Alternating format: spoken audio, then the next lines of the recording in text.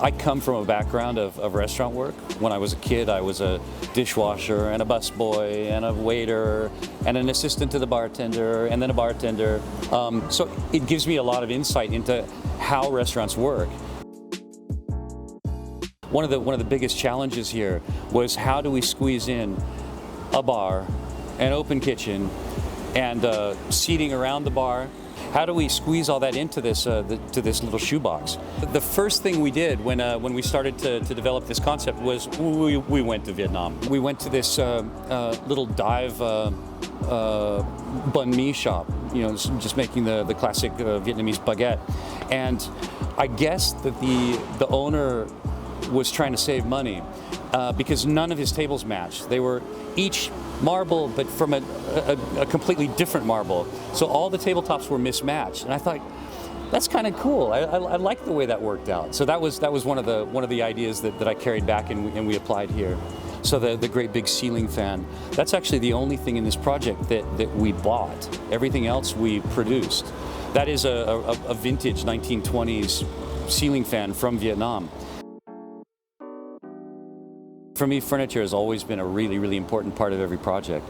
The inspiration for the furniture in Chom Chom is all inspired by cafe culture, like the old French bistros and cafes that you find all over Vietnam as well. The windows at Chom Chom are probably my favorite part of the project. Weather permitting, we can actually slide down the bottom quarter, the third quarter, into the frame, and then the top two pieces actually swivel out. So you end up with this part going down and the top part flipping out.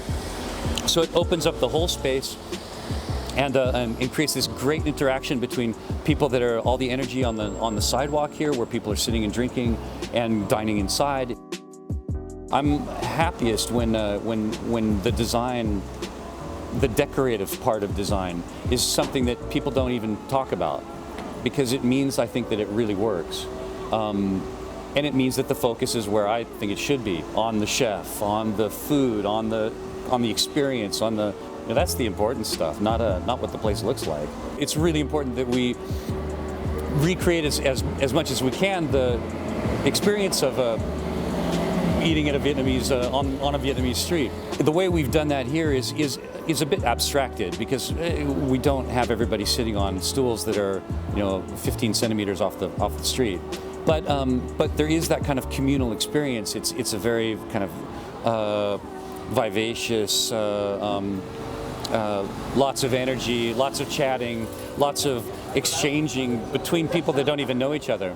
So you'll have somebody leaning over and say, "Hey, what's that you're eating? That looks really good. How is it?" And so there's a lot of interaction between different guests within the space, which is something that I'm really proud of, having kind of cultivated a setup where that kind of interaction can occur.